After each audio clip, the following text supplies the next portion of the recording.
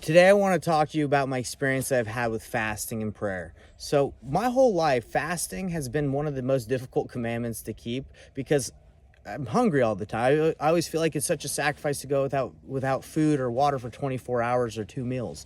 So for me, it's just been very difficult. But recently, I've been trying my best to keep this commandment and do my best to fast for the whole time. So what I did is I went into the Gospel Library app and I just typed in fasting because I was like, well, if I want to get better at fasting, if I want to focus on this, let me learn a little bit more about it and study about it. And I read and listened to a couple of the first talks that popped up. And there's this one really good talk where he was able to get fasting with his family, and he had several kids, how he was able to get fasting set up where they would start their fast around lunchtime on Saturday, the day before Fast Sunday, and then they would end their fast around lunchtime after they got off of church. And his explanation and his testimony was that it was a great experience to be able to end their fast around the time right after they left church, because they would be at like a spiritual high. And for me, I've always ended my fast around like 6 or 7 o'clock at night because I would start later at night at like the day before on dinner time. So for me, I've been recently doing it at lunchtime, and it's been an amazing experience because at the end of my fast, I'm at church, I'm in sacrament meeting, I'm in my lesson, Sunday school. And I felt the Spirit extremely strongly, and especially for the purposes I'm fasting for. Now, why do I want to fast? Why has this been like a desire that I've had recently? It's like, well, I've read a couple scriptures that have hit me pretty strongly about Alma when he met up with the sons of Messiah, and he saw that they were still his brothers in Christ, and they had power. And how did they have power? It was through much fasting and prayer. And you read in the scriptures that a lot of the even Alma, when he met Amulek, he was like, "Hey, do you have any food? I've been fasting. Do you have do you have any food for a servant of the Lord?" And I'm starting to see a lot of the time that these prophets and these the experiences in the scriptures is they're fasting for strength. And there's a story of Jesus Christ when he's able to cast out the demon out of the boy because the father asks him, because the apostles weren't able to do it. And Jesus said, "Oh, this power is only through much fasting and prayer." So that has been a desire of mine. I would love to have more faith, more strength, be able to have this in my life and have a stronger belief in Jesus Christ. And from Jesus Christ's mouth himself in the scriptures in the New Testament, it says this only comes through much fasting and prayer. So that's something that I know I've needed to improve on. So reading those talks in the Gospel Library has really helped me to start my fast and know that I should start my fast around 12. And this isn't just like a rule for everyone. This is just to help me. Start the Saturday before around 12 or 1 or 2, and then end after your church is over. And you'll be at that spiritual high. You'll feel good. And, I believe it will help you guys because it's helped me. Now, let me tell you about the amazing spiritual experience that I had with fasting, because I'm trying to be more focused on my fast, on like the needs of others, and not only that, but like my purpose for fasting, not on the hunger, right? Because again, you're going without food and water, you're going to be hungry. But as you get those hunger pains and you feel like, oh man, I wish I could eat or drink something, you focus on what the purpose is of your fast. Now, recently, I've been trying to figure out how I can share the gospel more, because I live in Canada and I work from home. I don't really meet a lot of brand new people to share the gospel with in person. I go to church, and just my interactions with people aren't that many. So I've been praying and fasting on figuring out how can I share the gospel more. And it was really awesome. So I had this experience where the Saturday where I was fasting, it was my father-in-law's birthday. This was a couple weeks ago. What we did for his birthday is we gave him a pickleball net. And he's like, "Hey, let's go try out my pickleball net at the church," because we have a key to the church here. So we went and played some pickleball in the gym. And before I got there, I was journaling and my pen ran out of ink.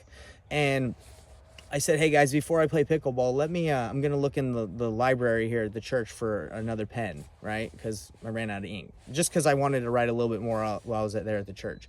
And I looked in the library and I found a pen pretty easily. But then my thought was like, you know what? I've been a part of this branch for about 8 months now. Just moved here recently, but I've never really checked out the church. I kind of wanted to see what other rooms they had, like what was going on. Maybe they had some other materials I could use for journaling. And I looked around, and I'd never done that. I've been visiting this church here where we live now for several years now, probably like 6-7 years since I got married to my wife, and we'd come and visit. So I've been in this church, but I've never really been in a lot of the rooms. I would just go to the sacrament meeting or the cultural hall or whatever, the sacrament room. But this time I was like, well, let me look around. I just felt impressed to look around. And I ended up going into the church history room, right? And I've never been in that room. I didn't even really know it existed. And I went in there, and I was just looking around, seeing what books they had in the church history room and all that. And I stumbled upon a book that said, "Every member a missionary." And I was like, whoa, okay. And look, how many times do you look around and see books? But I saw this one. I think it was buried under some other books, but I saw this and I said, okay, that's interesting. That's what I'm kind of praying for, is how to share the gospel a little bit more. That's what I'm fasting for. And I started reading the book, and I'm still reading it right now. And it was an answer to my fast. It basically explained how to share the gospel more, and how every member should be a missionary. And it's been an excellent book. I think it's by Clayton Christensen.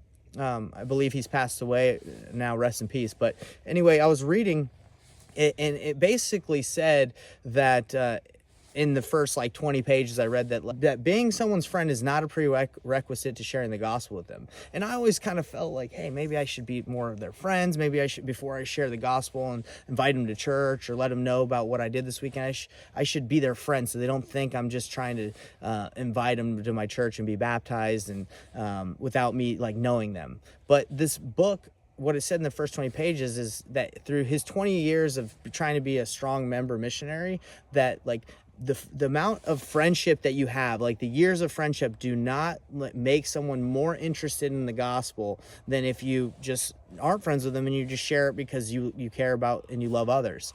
And I thought that was so interesting, because I was like, wow, I thought, again, you would have to be really good friends with someone before you're willing to share the gospel, because maybe you don't want to come off too aggressive. But his experience was, no, you don't have to be really good friends with someone to be able to share the light and the truth and knowledge that you have, the scriptures, your testimony. So that really helped me, because I have a couple neighbors that I was kind of holding back on here in Canada that I met, and I didn't want to talk about the gospel too soon. I wanted to make sure I was friends with them first.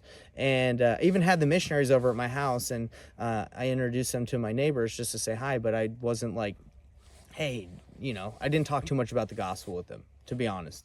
But after reading this, I was like, no, I can bring up the gospel topics more. And what I've done since reading that is, I said, hey, have you gone to church? I've just talked to them more openly. I've shared what the missionaries do. Haven't invited them to church yet, but I have been more open with talking about my faith.